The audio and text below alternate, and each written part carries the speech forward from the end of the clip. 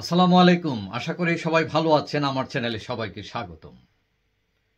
বাংলাদেশের রাজনীতিতে আওয়ামী লীগ, বিএনপি এবং জাতীয় পার্টি এই তিনটি দল ক্রমান্বয়ে বাংলাদেশ শাসন করেছে। জাতীয় পার্টি প্রতিষ্ঠা করেন জেনারেল এরশাদ। তিনি ছিলেন 1983 সাল থেকে 1990 সাল পর্যন্ত। তার জাতীয় পার্টি এখন বিভিন্ন ধারায় বিভক্ত। একটা হচ্ছে জিএম কাদেরের নেতৃত্বে, তারপরে রওশন এরশাদের নেতৃত্বে, বিদিশা এরশাদের নেতৃত্বে।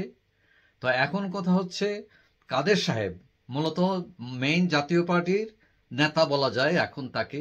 তিনি বিরোধী দলীয় নেতাও ছিলেন কয়েকদিন আগে। এখন এই যে জিএম কাদের সাহেব, তার অবস্থা খুবই শোচনীয়, খারাপ রাজনৈতিক বিবেচনায়।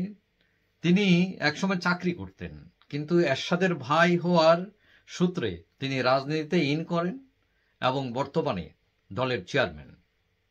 এখন এই জাতীয় পার্টি এতদিন আওয়ামী লীগের লেজুর ছিল এবং আওয়ামী লীগ সরকারকে বৈধতা দিতে তারা ভূমিকা পালন করে, এবং গত যে 2024 সালের যে নির্বাচন ছিল তারা সেখানে ডিগবাজি খেতে চেয়েছিল। একবার বলছিল নির্বাচনে যাবে, একবার বলছিল যাবে না।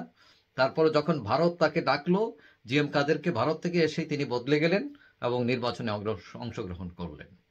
শুধু সেটা নয়, হ্যাঁ, কারণ ওই তার যে ভারতে যাওয়ার আগে তার দলের ভেতর যে সমাবেশ হয়েছিল সেখানেও তিনি বলেছেন নির্বাচনে না যাওয়ার পক্ষে কথা বলেছিলেন, কিন্তু ভারত থেকে এসেই তিনি বদলে গেলেন। ভারতে কি হলো আমরা জানি না আসলে। যাই হোক, এখন কথা হচ্ছে এই যে জিএম কাদের, তিনি গত নির্বাচনে তার অনেক নেতাকেও কুরবানি দিয়েছেন। তিনি যারা নৌকা প্রতীক নিয়ে পাশ করার সম্ভাবনা মোটামুটি 100% ছিল, তাদেরকে জবাই করে দিয়ে তিনি তার স্ত্রীকে ঢোকান এবং আওয়ামী লীগ থেকে নৌকা প্রতীক নেন, কিন্তু তার স্ত্রীও হেরে যান শেষ পর্যন্ত। এবং তার নামে অভিযোগ আছে মনোনয়ন বাণিজ্যের। এবং রওশন এরশাদ এবং বিদিশা এরশাদ তার সাথে নেই। তো এখন কথা হচ্ছে তার সাথে আছে কে? এখন সামনে নির্বাচন। নির্বাচন হলে সাধারণত জাতীয় পার্টি নিয়ে টানাটানি শুরু হয়ে যায়, কিন্তু এইবার প্রেক্ষাপট অনেকটাই বদলে গেছে। অনেকেই মনে করেন যে তাকে আওয়ামী লীগ আর ডাকবে না। কেন ডাকবে না? কারণ কয়েকদিন আগে তিনি শেখ হাসিনার বিচার চেয়েছেন। তিনি বলতেছেন তাকে বাংলাদেশে এনে শেখ হাসিনার বিচার করতে। যদিও এটা অনেকে এটা নিয়ে হেসেছেন, কারণ এই স্বৈরাচার যেটা বলা হচ্ছে তার দোষরত ছিলেন তিনি। এখন শেখ হাসিনার বিচার হলে ওনার হবে না কেন? তো এখন কথা হচ্ছে শেখ হাসিনা বা আওয়ামী লীগ তাদের সাথে নাই বলা যায় এইসব কারণে। আর বিএনপি তো তার সাথে থাকার কোনো কথা না, কারণ বিএনপি মনে করে যে স্বৈরাচারী সরকারের দোসর ছিল তারা এবং অপকর্মের তারাও হুতা। তো এখন আওয়ামী লীগ বা বিএনপি বাদ, তাহলে তাদের সাথে কে থাকলো? রওশন এরশাদ, তিনিও বাদ।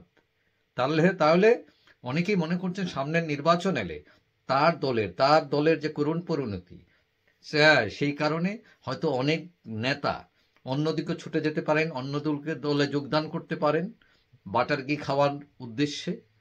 এখন গত সংসদে তারা 11 আসন পেয়েছিলেন। সামনে যদি নির্বাচন হয় সেখানে 5 আসন পাবেন কিনা এটা নিয়েও অনেকের সন্দেহ রয়েছে। এখন ঘটনা হচ্ছে আগের সরকারগুলো প্রতিষ্ঠা করতে হলে যে একটা থার্ড পার্টি লাগতো, সাধারণত এই থার্ড পার্টি ছিল জাতীয় পার্টি, এবং তখন তারা খুব দাম দর করতো, দর কষাকষি করতো। হ্যাঁ, তো এখন এই পর্যায়ে নাই। তাদেরকে অনেকে বলা হতো ছাগলের 3 নম্বর বাচ্চা। এখন এই ছাগলের 3 নম্বর বাচ্চার পোস্টও তারা হারাই ফেলছে। এখন তারা আর 3 নম্বরে নাই। অনেকেই মনে করছেন 3 নম্বরে জামাত আছে, অথবা ছাত্ররা যদি মানে কোনো দল করে, তবে সেই দলও 3 নম্বরে চলে যেতে পারে। সুতরাং তারা এখান থেকেও আউট। এখন কথা হচ্ছে যে এই জাতীয় পার্টিকে এখন, আগে তাদের খুব দাম ছিল ওই যে সরকার গঠনে, তৃতীয় শক্তি হিসাবে, কিন্তু এখন অনেকেই মনে করছেন তারা হচ্ছে জঞ্জাল। কথা হচ্ছে রাজনীতিতে যদি আপনি পরগাছার মতো বাঁচতে চান, তাহলে আপনি বেশি দূর এগোতে পারবেন না। আপনার নিজস্ব নীতি থাকতে হবে, এবং এই নীতিহীনতার রাজনীতি যদি করেন তাহলে এটার রেজাল্ট কি দাঁড়ায়? যে 0 + 0 = বিগ জিরো। তো এখন বিগ জিরো নিয়ে বসে আছেন জিএম কাদের। তাকে বলা যায় তার অবস্থা খুবই খারাপ, তার দলের অবস্থা খুবই খারাপ। বলা যায় কেউ কেউ বলছেন যে রাজনীতিতে তিনি এখন আইসিইউতে আছেন। যাই হোক, সবাই ভালো থাকবেন। আশা করি দেখা হবে অন্য কোনো ভিডিওতে ইনশাল্লাহ। আল্লাহ হাফেজ।